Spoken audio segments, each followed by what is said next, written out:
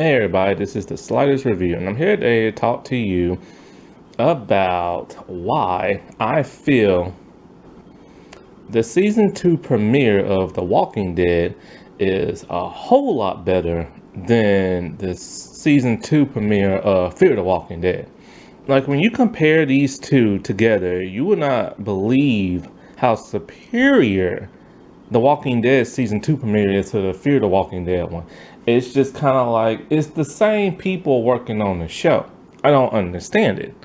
It's like, how do you have all this cool zombie action in one series premiere and lackluster zombie performance in the other one?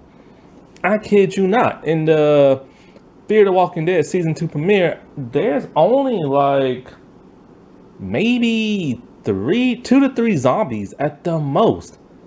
That's ridiculous. This is a post-apocalyptic zombie show. You were supposed to have zombies galore. Where are the zombies at?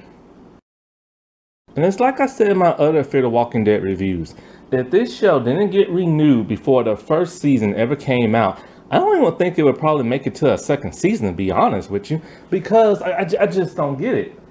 All it was a family drama. And everybody keeps talking about online, oh, this is when the show was really good. No, it wasn't. Don't get me wrong. The acting is good. The plots are very interesting for drama. But in terms of a post-apocalyptic zombie show, it sucks. And it sucks so much they had to reboot the whole thing in the 4th season. It sucks so much that so many of the stars of the show asked to quit and asked to be killed off. Like, they didn't want no chance of coming back alive. They wanted to actually leave. The only person who didn't ask to be killed off was the Madison lady. She found out by just reading the script, oh, I die in this episode. Well, that sucks. So the episode starts off right where the last one ended, where they're at Strand's house and they're going out to Strand's boat. Some of the people are on the shoreline. Travis has his wife or dead body in his arms. Nick, a couple of the others, I think the Salazars, and Strand, they're on like a mini raft type boat. And they're like, propelling their way on to like the bigger boat. So then he sends Nick back. While we see all this going on, we see Operation Cobalt in place. Los Angeles is constantly being bombed by like military, like helicopters, fighters, like you name it. Like, you just see everything just go up in flames, and it's very tragic. That's the way they decided to get rid of the zombies and stuff, and it didn't help because zombies took over the world and took over the world for a good 10-20 something years, and we don't know when it's ever going to end. So while on the boat, they're trying to adjust themselves to like this new life, and Strand tells them that he's gonna head out someplace, I forget where, near the coastline. But of course he deceives them because that's Strand. But they don't know that yet. At some point in time, we see these people on like a raft boat, and there's no propeller, no nothing like that. I don't even think they have paddles. And they're just out in the middle of the sea by themselves. And it's a good 10, 12 people on that thing. So, Madison is all like, we have to help these people. I think her kids said the same thing. And she keeps telling them over and over, we have to help these people. They have like no way to get back to shore because they're out in the middle of the ocean. And so Travis, he's all like, he's weary of this. He doesn't really want these people on board because he doesn't know them. And so they go to Strand and they tell him like, hey, there are these people out there, we have to save them. He's all like, we are not saving these people. They are not coming on this boat. It's just going to be us, and that's it. And they're pleading back and forth with Strand, but he's very defiant, and he's just like, no. Like, he's not going to risk having somebody who might be crazy or try to take over this boat. So Madison and Travis, they have a heart-to-heart, and she tells them how they should have saved them people. And like I said before, Travis was kind of just like all Like, we don't know those people, we have to help ourselves before we can help anybody else. And so then Madison tells him that she feels guilty for not telling her neighbors that they're about to be blown up. And I'm thinking to myself, oh, now you feel guilty, now that you out of harm's way. You know what I'm saying? Like, seriously, man, like back in like the first couple of seasons of The Walking Dead, Rick's group would have never done that. They would have let them people know and brought them with them. But on this show, it's basically all for themselves, Now, doing the whole like people out and sea and people debating if they should come on the boat or not, Daniel, he doesn't really say nothing. You know how he is. He's very paranoid. But he made sure he has the rifle in his hand the whole time in case some people try to come on the boat or try to start something. Chris is being very, very angrily towards his father. He's pissed at his dad for shooting his mom. Chris keeps trying to tell him that, he could have done something to save his mother, which he couldn't do anything. His mom was about to turn into a zombie. Chris ain't made of magic, but he's really upset about the whole thing. And he's taking it out on his father. And he's very pissed off, angry, to the point where they start to, they about to, like, put, Liza out to sea so they can bury her and stuff while they're on the boat. And as they're like hovering on her body, about to give like the eulogy, Chris, in a bit of rage, takes the body and just chucks it over the boat. And everybody just looks at him in awe. They could not believe what he did. Like, it's shocking. Like, you will be shocked when you see that. But Chris is so angry with his father, he punches him in the mouth. He later on talks to Daniel because he sees Daniel fishing. But whenever Chris talks to anybody else, he's like calm and mellow. So him and Daniel are starting like to bond and everything. And Daniel tells him like, how I wish we could trade places or whatever so you can be with like, he wishes he could be with his wife and stuff like that, and still have her dead body instead of having that burnt, stuff like that. He doesn't let Chris know that, hey, I'm the one who let the zombies. Well, Chris should know how the zombies got in there because they were all part of the whole mission to get everybody out. But Chris doesn't take it out on him. He's just pissed at his dad. So some people are upset with Strand for not letting them people on the boat. This is the part that really got me when I started watching this years ago, and when I rewatched it again. I seriously thought they was with a really bad guy, and then Strand was gonna be kind of like the Shane, or probably like the governor of the group, because he tells them straight up, this is his boat, these are his rules, and he has 3 rules for them. First rule, it's his boat. In case you didn't hear him the first time, the second rule is it's his boat.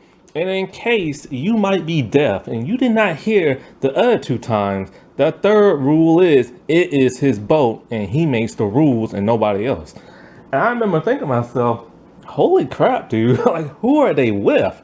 Now, of course, he's a shady character. Like, he's good, he's bad. But like I said in that one review where the city got nuked, he is starting to turn into the villain. Ophia, why her name sounds so similar to Sophia? Like, you think the same people making this show would name these characters something different. Anyway, so Ophia, she's still hurt from being shot by Andy. And Nick is telling her, like, change your bandage, make sure you put some ointment on it, put some ice on it. And that's basically all she does in the entire episode. But Alicia, boy, Alicia, she screws up big time.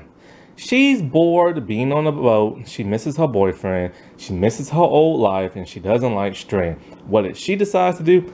Take the radio communication system, and she starts listening to all these people talking, like, on the communication system. And then she decides to talk to this one guy. And him and her start bonding. Like, they just constantly talking, sharing each other's stories, this and that, of like the zombie apocalypse and stuff. And while she's talking and bonding with this guy, the camera goes to like her wrist where her boyfriend drew on her arm. And it's kind of like, Alicia, it's been about a week and a half, 2 weeks.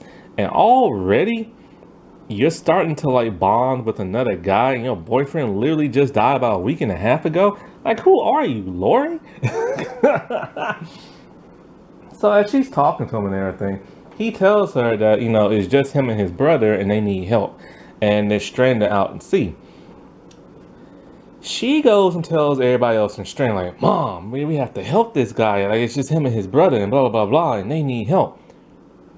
Strand is not happy at all. He is pissed and he berates Alicia in front of everybody to the point where Travis had to tell him to calm down. But Strand tells him straight up, Alicia has just now compromised them. They don't know who this guy is. They don't know what his intentions are. And she literally told him, like, that she's on this giant cruise boat type thing. So she goes back to the radio and she tells this guy that she can't come out and save him. He tells her, that's okay, I'm coming to you. And she has a look of, oh crap, I screwed up now. So Chris decides either he's going to commit suicide in the ocean or he's just going to go for a swim. But he literally jumps over in the ocean and he's just like drowning himself. So Nick, who's not really so much strung up no more on drugs, he's getting a little bit clearer in the head. He goes out to save him. And so, once he saves him, he asks him, hey, what are you doing, man? And so everybody's like, what's going on? He's all like, oh, nothing, we just out for a swim. So Nick just starts like swimming around and going underwater and just diving and stuff like that. And him are just like swimming around. And it was kind of like a cool moment, you know what I'm saying? Like of the Nick character, just to like be goofing around in the water. But then as Nick is underwater, he sees like a person. And so he starts swimming towards that person. It's not a dead body. It's what is a dead body? It's a zombie. And the zombie's trying to get him. Nick freaks out. And then what is it? Somehow they found like a wreckage of all this stuff. And then so Nick swims over there. And he's like, and they seen all this like debris out in the water from somebody being shipwrecked. And then he sees another zombie in the water. And then so they're screaming, they're hollering, they go back to the boat. And everybody's wondering what's going on. And so Madison deduces that whoever Alicia was talking to on the radio, they must have been the people who sunk that boat and had them people drown. And so they know now they are beyond screwed. And that's the freaking episode. That. A zombie show with two zombies.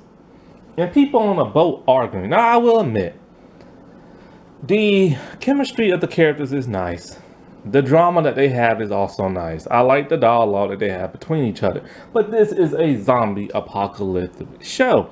You are supposed to have zombies in it, not people on a boat. And I'm just like, what the world did I just watch? And this is why this show has always been struggling. Now we go on over to The Walking Dead, which they have much better season 2 premiere. Their show takes off right after the first season finale, like right after, right? Now, the first season finale, what happened? They went to the CDC, they met this doctor dude, the generators went down, he was about to blow the building up and just commit suicide. They leave Jackie behind because she wants to commit suicide. Andrea, she was going to commit suicide, but Daryl, he decided no, he wants to save her, so they all flee right before the building blows up. So they're all driving on the road, they're trying to get out to the coast side and stuff like that. And, like the kids are talking in the car, the parents, they're reminiscing about the good old days, and Carl's all like, when this is all over, can they just go to that place they were talking about? And they're like, sure, and this whole thing's all over. And they can take Sophia and Carol with them and stuff. Well, as they're driving, they see like a bunch of cars piled up on the road. It's basically like a car grave, graveyard, like a car graveyard. There's tons of abandoned cars, right? They realize they can't go around it, they have to go through it. So in order to go through it, they have to get out their cars, go and move the other cars, and hopefully there's still gas in them. So as some people are doing that, the women and the kids decided, hey, it's time to go shopping in these cars. We need supplies. And they feel guilty about doing that because they know these people are probably dead or just have abandoned their car, but they know they need supplies. So they searching through stuff. They're getting clothes, medical supplies, weapons, stuff like that. Glenn and Daryl, they're trying to fix the RV because it's starting to run down. And then it happens. They see their first zombie slowly creeping up to the graveyard site of the cars. And then they start seeing more and more. It's about a good 20 to 30, maybe 40 zombies at the most.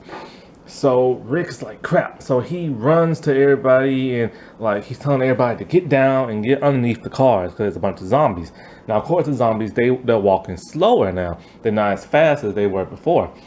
And so everybody's hiding out underneath the cars and they're trying to just wait until the zombies pass. Andrea is inside her the RV and she has no idea this is going on because she's cleaning her gun. Also, she's pissed off at Daryl because she wanted to commit suicide and he wouldn't let her. So now she feels like she owes him something and she doesn't want to be in nobody's debt.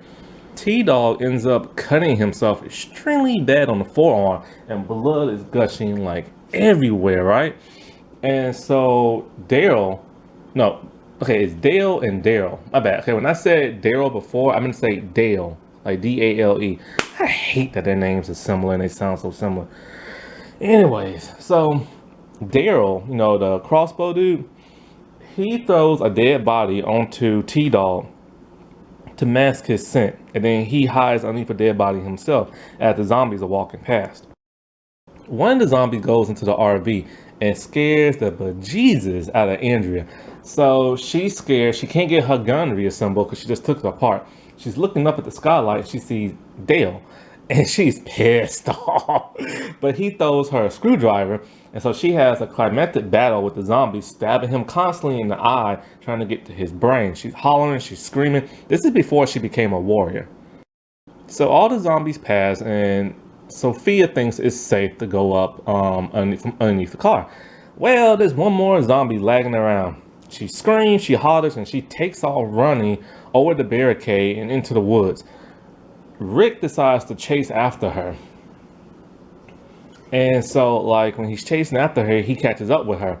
She tells him to shoot the zombie. He's all like, no, because the noise will attract the zombies and stuff. And so he tells her to hide in this little ditch, tree area type thing. And, he basically tells her, look, I want you to stay here. He's going to lure the zombie away. When the zombie is lured away and he sees, he wants her to come out. And then he said to get back to the graveyard site, the sun will be on your left shoulder. So just keep following that distance and go straight. And then so he's luring the zombie away. He ends up killing it. And this is back before Rick became Super Rick. So he's scared, he's falling down and all that stuff. Well, Sophia leaves, but then this happens. She ends up getting lost. And we don't see her again until halfway into the season.